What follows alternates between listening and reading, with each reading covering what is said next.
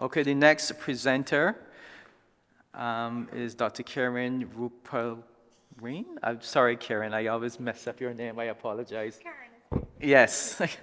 Karen will be making her presentation. It is entitled The Resilience of Cash in the Digital Age, a comparative analysis of banknote demand in the Caribbean. And the paper is co-written with Anton Belgrave.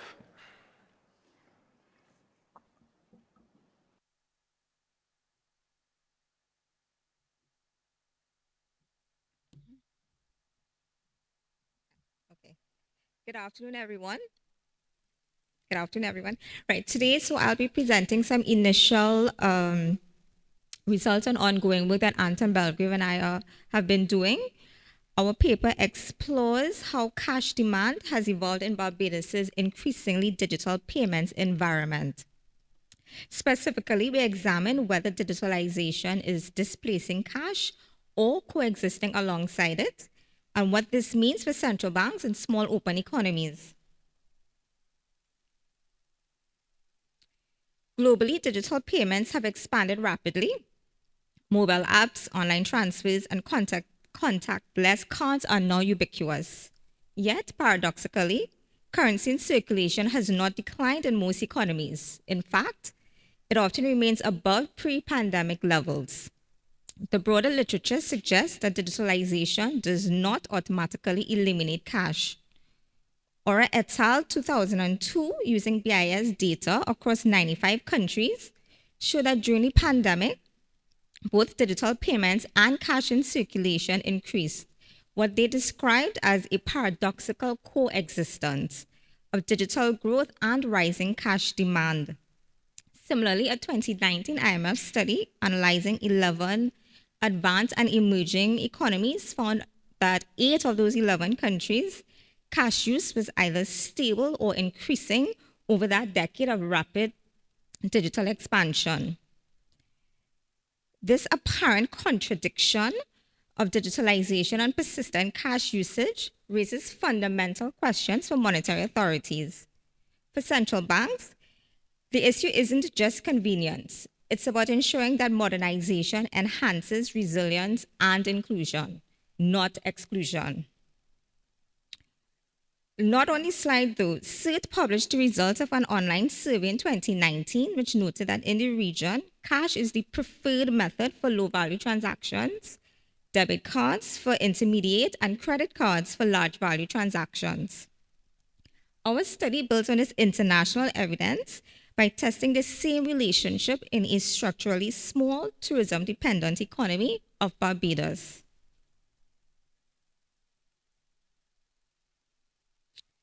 Barbados is a compelling case study for three reasons. First, it's a small tourism dependent economy where cash and liquidity cycles mirror visitor inflows and seasonal demand. Second, the population is aging. About 23% of the population is 60 years and over, which naturally slows the pace of digital adoption. Third, the country is preparing to launch its BIMPay, its National Instant Payment System, in 2016. Next year, 2026, sorry. According to CERT's 2019 regional survey that I just mentioned, Barbados stood out as one of the highest cash to GDP ratios in the sample and the strongest reliance of cash for small value retail transactions, even though bank account ownership and card usage are widespread among Barbadians. So, together, these characteristics create an ideal case for examining how digitalization interacts with cash in a structurally small economy. Our research focuses on three guiding questions. First, does digitalization substitute for or complement cash? Second, what short run macroeconomic factors shape the demand for cash?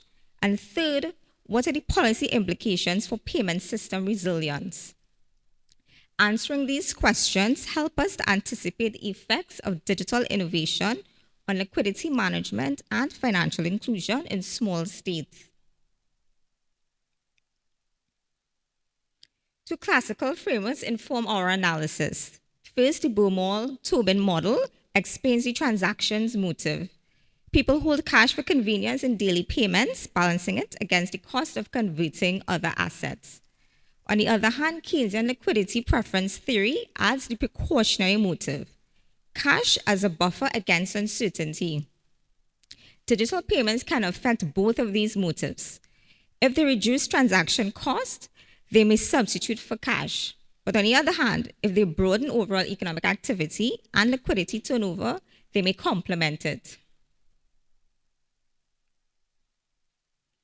We use quarterly data from 2007 to 2024. Our dependent variable is the real per capita currency in circulation outside of depository corporations.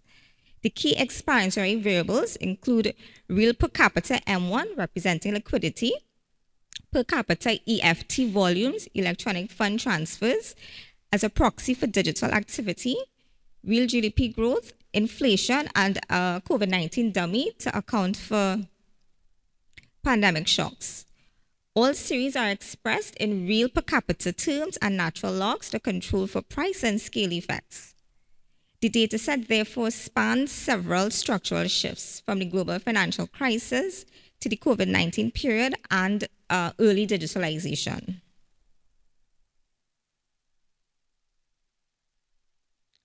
Let's look at some broad trends.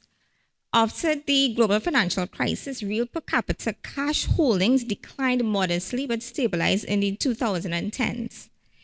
During the pandemic, cash usage dipped due to restricted mobility, while electronic fund transfer volumes surged as businesses and consumers shifted online. Liquidity, i.e. real M1, and cash generally moved closely together, underscoring their interdependence. However, between 2010 and 2012, the fall in real per capita M1 wasn't a sign of structural liquidity withdrawal. It was mainly cyclical. During that time, inflation rose from about 5% to 6.5%, which mechanically reduced real balances. At the same time, there was fiscal consolidation, particularly the increase in VAT from 15 to 17.5% at the end of 2010, which curbed spending and transactions demand. During that time as well, economic growth was weak, with real GDP growth at about negative 1% per annum, and tourism inflows were subdued. So what looks like a liquidity contraction was really a temporary adjustment due to price pressures and cyclical weakness, not in fact a structural change in the demand for money. Together, these patterns suggest that digitalization has so far expanded total transaction volume rather than replaced cash. Given these dynamics, we estimated a short-run ARMA GLS model. The specification captures quarterly changes in the real per capita cash holdings as a function of liquidity, digital activity, and macro controls. Unit root and bounce tests indicated no co-integration among the variables, so we focus on the short-run elasticities rather than long-run equilibria. The model includes autoregressive terms to account for residual persistence, and diagnostics tests show no serial correlation, heteroscedasticity, or instability. The design lets the EFT coefficient to be read as having a short-run substitution effect if it's negative, neutral if it's zero, or complementary if it's positive.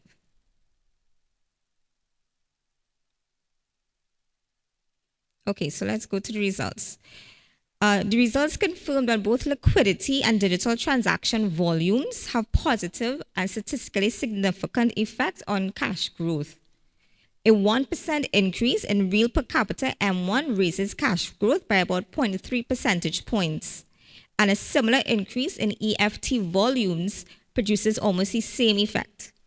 This indicates short-run complementarity between cash and digital channels. Each expands overall liquidity turnover. GDP growth exerts a small negative effect, while the pandemic dummy showed about an 11% contraction in cash during COVID. Inflation was insignificant, reflecting limited short-run opportunity cost effects in Barbados' low-interest environment.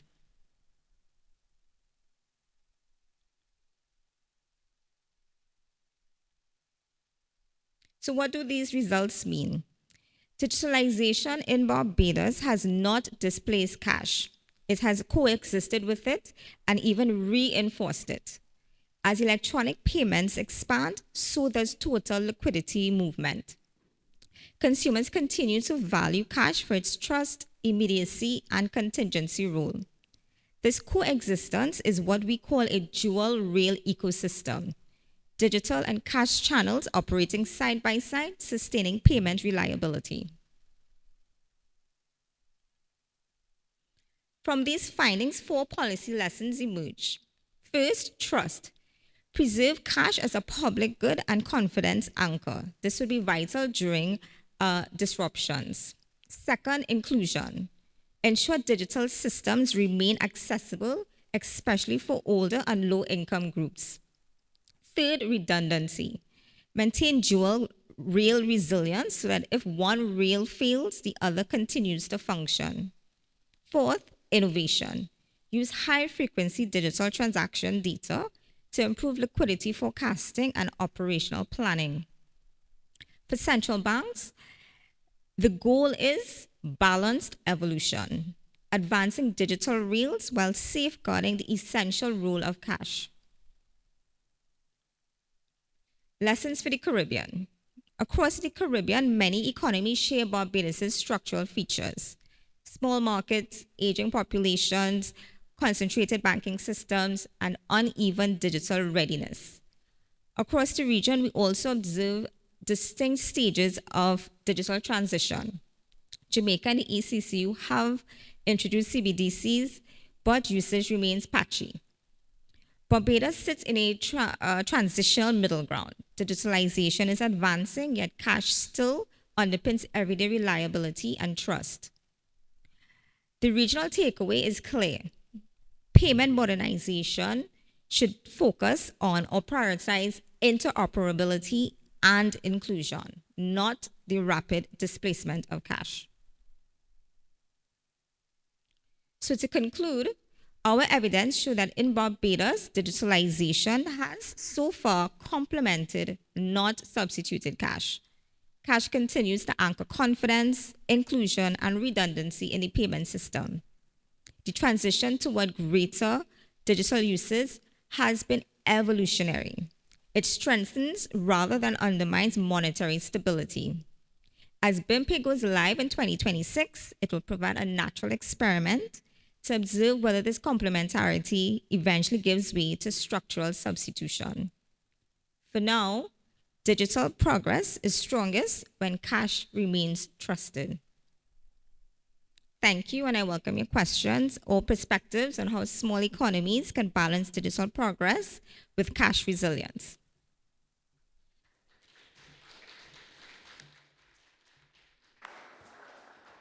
Thank you so much, Karen. I believe you brought us back on track, and I hope the timekeepers are. I'm back in the good books with the timekeepers. Yes, and now I invite the discussant, Mr. Jason Lister. Yes. Please go ahead with your comments. Thank you, Mr. Chair. And let me thank the authors and the Central Bank of Barbados for an extremely relevant and timely paper. The study tackles an issue of growing importance across the Caribbean: the evolving role of cash in the digital era, and provides a thoughtful empirical analysis of how payment behavior is responding to new technologies and policy incentives. Coming from St. Martin, where cash still dominates, and we must contend with hurricanes and three currencies in circulation at any given time, I find it especially relevant. The paper explores the determinants of cash demand in Barbados using an econometric framework grounded money demand theory. It examines how income, interest rates, payment infrastructure, and digital alternatives affect the use of cash. The empirical strategy is based on a log-linear money demand equation estimated using quarterly data and supported by robustness checks. Importantly, the authors augment the traditional model to include proxies for digital payment uptake, a commendable innovation that recognizes the structural transformation underway in payment systems. The results indicate that cash remains resilient but is gradually declining as digital channels expand. This finding echoes trends in other small open economies while highlighting the unique pace and structure of digital adoption in the Caribbean. As for the strengths, I admire the empirical discipline and clarity. You employ a well-specified econometric model with clear theoretical foundations, ensuring comparability with international literature. I think that's always important to have it grounded first in theory. It's a timely topic. The analysis addresses a policy question faced by all Caribbean central banks, all Caribbean societies: how to manage the coexistence of cash and digital systems. Data transparency. The paper carefully discusses its data limitations and variable construction, which is valuable given the region's data constraints. I should know, I'm from St. Martin. We have a lot of data constraints. It's also a very balanced interpretation. The discussion avoids normative bias. It recognizes both the efficiency gains of digitization and the continued inclusion role of cash, which I felt you handled very fairly. My only areas for suggestion, and they're minor quibbles, because overall the paper is exceptionally strong. I would suggest maybe 3 areas, maybe to tease out or further clarify the analysis. The behavioral and institutional dimensions, for example. The current model focuses primarily on macro-financial variables, incorporating maybe behavioral or institutional factors such as trust in digital systems or regulatory readiness. It might enrich the interpretation. Why cash usage declines more slowly in some contexts. Is there still echoes of the trust that cash has? Maybe that could be fleshed out a little bit more. People are not yet ready to leave it go. Dynamic adjustment and causality. Maybe the model is robust in explaining associations. It could be strengthened a bit by exploring short-run and long-run dynamics, using perhaps an error correction model or an ARDL approach. This would allow a clearer distinction between cyclical versus structural determinants of cash demand. Again, just a minor quibble and suggestion. Also, a regional perspective, and I think this is also very important because it's very important for the region, given the shared payment ecosystem within the Eastern Caribbean and CARICOM. Comparative data from peer economies could illuminate whether Barbados is typical or an outlier in the digital transition. I know something like this would be great in St. Martin as well. A study like this that would garner a lot of interest. Such benchmarking could make the paper's policy relevance even stronger. So again, more of a fleshing out that you could broaden the base. I think there is scope for expansion of the research. The policy implications, the paper rightly points out that cash remains important for resilience and inclusion. Again, I turn back to hurricane-prone Caribbean. Going through Hurricane Irma, cash was very important for us once everything was knocked out. So that's something we should never let go of. However, the results also suggest that central banks must anticipate a hybrid payment landscape where digital adoption coexists with cash-based habits. A key policy takeaway is that successful digital transitions depend not only on technology, but also on trust, access, and legal certainty. I think you covered that very well. Continued public education, interoperability standards, and regional coordination will be critical as ecosystems deepen.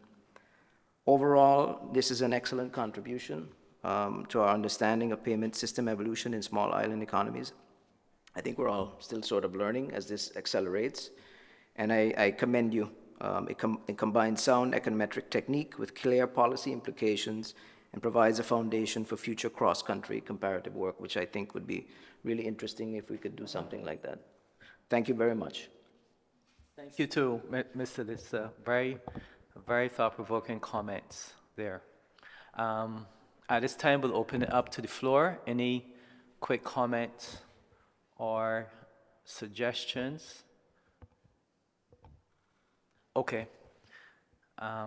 I don't want to get back into the bad books, so I'll go. Please go ahead. Okay, great. Thank you. Thank you for the comments. So I'll start with the last one, right? So truth be told, the abstract I submitted was a comparative study. But with scheduling data, etc., Barbados is what we submitted, right? But we have all intentions of continuing for a comparative study. I think that is definitely where we should be going, so thank you for that. We chose this approach because we didn't get co-integration, so I couldn't do the long-run analysis, right? So tried the RDL, so I didn't bother with, so that's why I focused so heavy on the short run, and I tried to justify that as well, right? The first one, I probably have to think about it, like how do I even implement the trust factors or the regulatory readiness I need to think on that. So, but thanks for that suggestion. I think that probably covers generally what you had. So, thank you very much. Good. As I mentioned, and it was reflected in the discussants' comments as well, they're both well-researched and very thought-provoking papers. So all is left for me to say is congratulations. Please join me in congratulating the presenters, the discussants, and for you for this conversation.